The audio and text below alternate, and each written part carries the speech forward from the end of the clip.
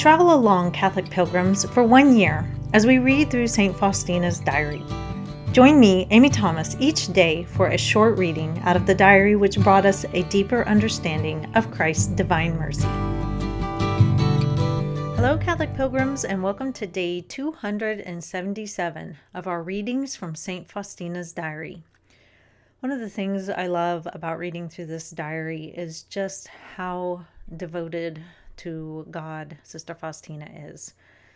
She tries so hard. She prays so hard.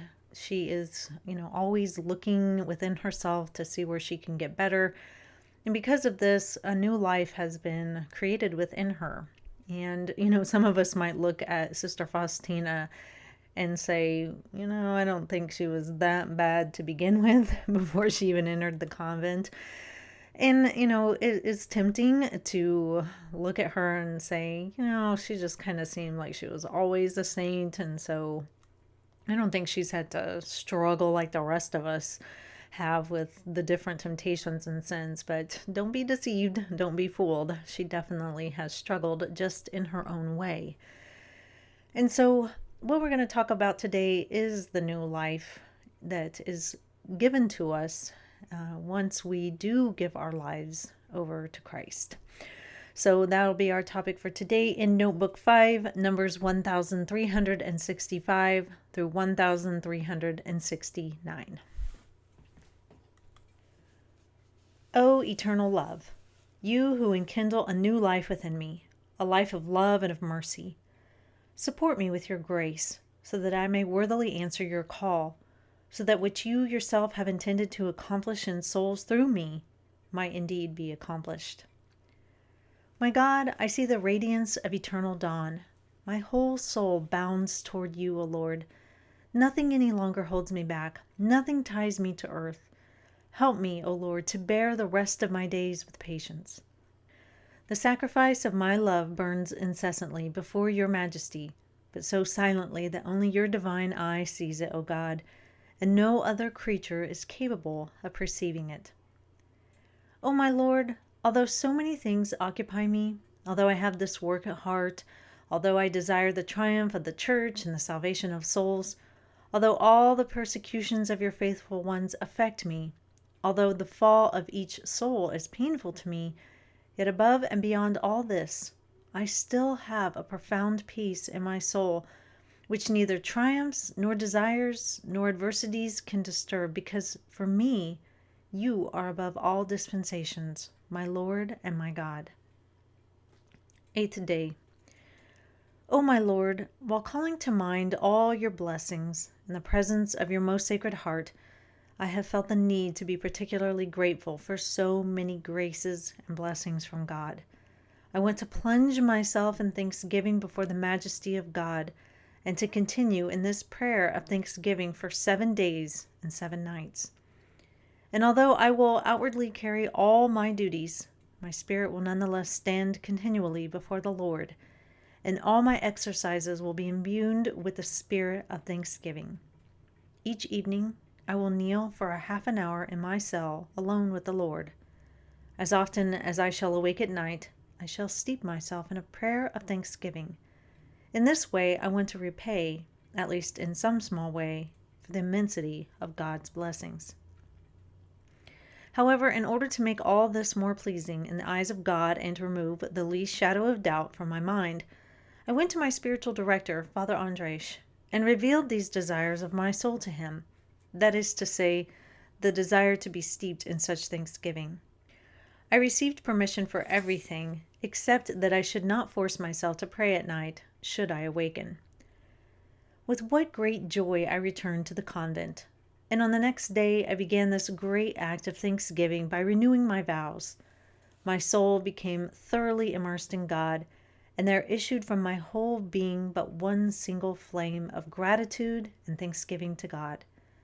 There were not many words, because God's blessings, like a fierce fire, consumed my soul, and all sufferings and sorrows were like wood thrown into the flames, without which the fire would go out. I called upon all heaven and earth to join me in my act of thanksgiving. When I look back on who I was in my later teens and my 20s, all the way up until I turned 30. Because when I turned 30, I converted to Catholicism. When I look back on who I was, it really is like two different lives.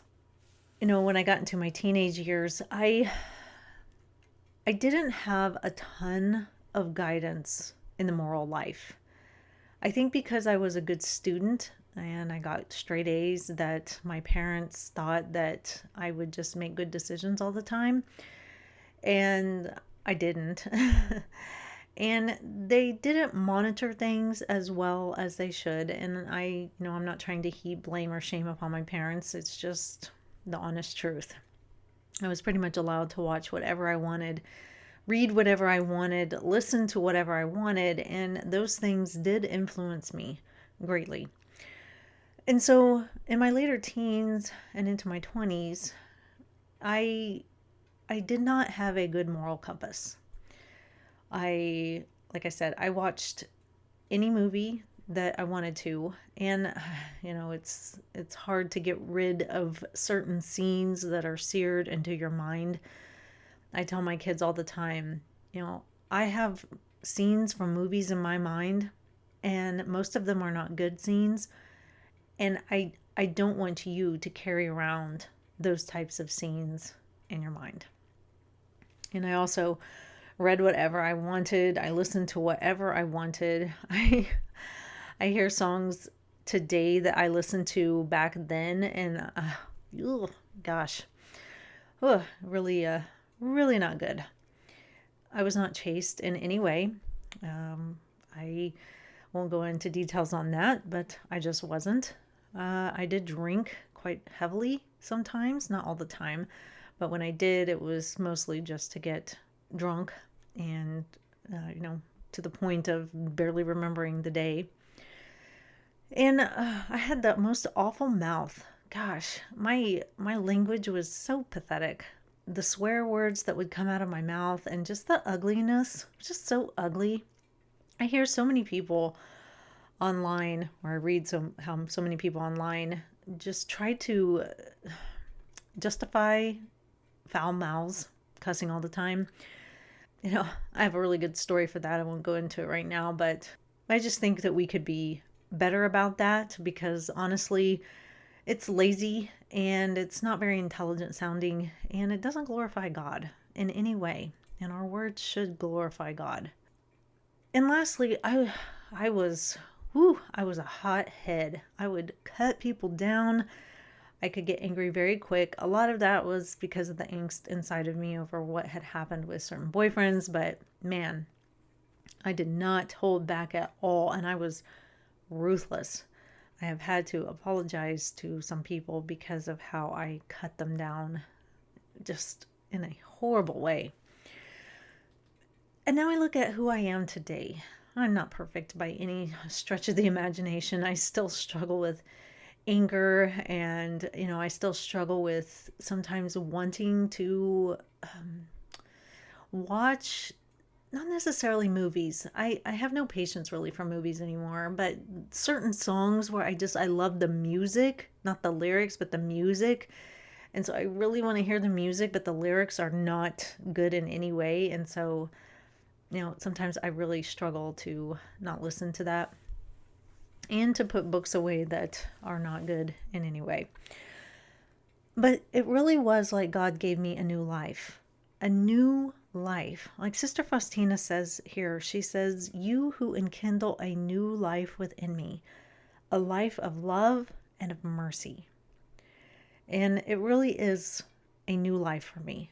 Once I went to my first confession and really started to throw myself into my Catholic faith, it just changed. Everything changed. I was sensitive all of a sudden to the ugliness of the world. Whereas before I would just watch anything, listen to anything, read anything, just kind of do anything that I wanted, I became hypersensitive to those things. And just the distaste for those things in my mind just became very strong.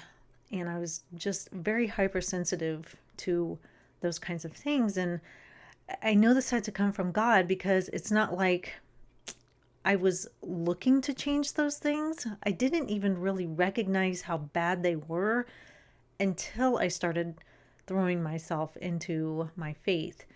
And so it had to come from God. All these things were from God. It's like my eyes were opened and I could just see the ugliness.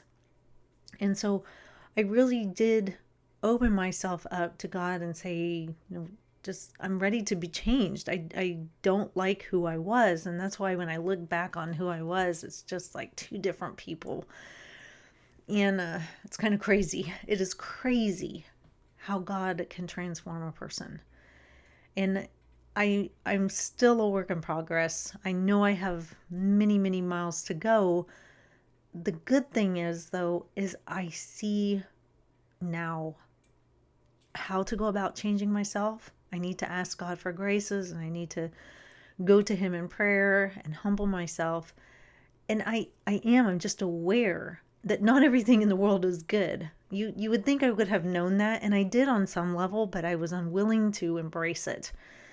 And so, I didn't pay any attention to my conscience. I feel like I barely had one. I know I did, but I just ignored it in a big time way. And something I love here that Sister Faustina says is, she says, "Nothing any longer holds me back. Nothing ties me to earth. Help me, O Lord, to bear the rest of my days with patience."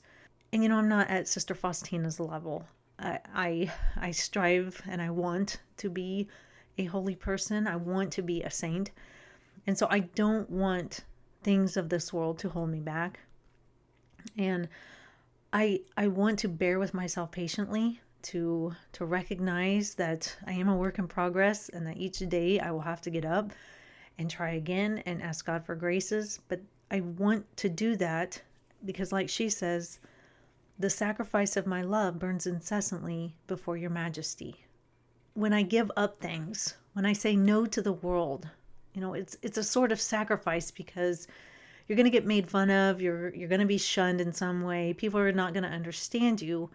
And so it's a sacrifice on the level of the world's not going to understand, and you might take some flack for it.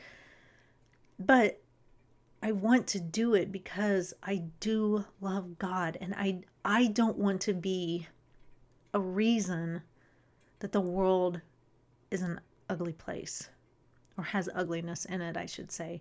It's not all ugly.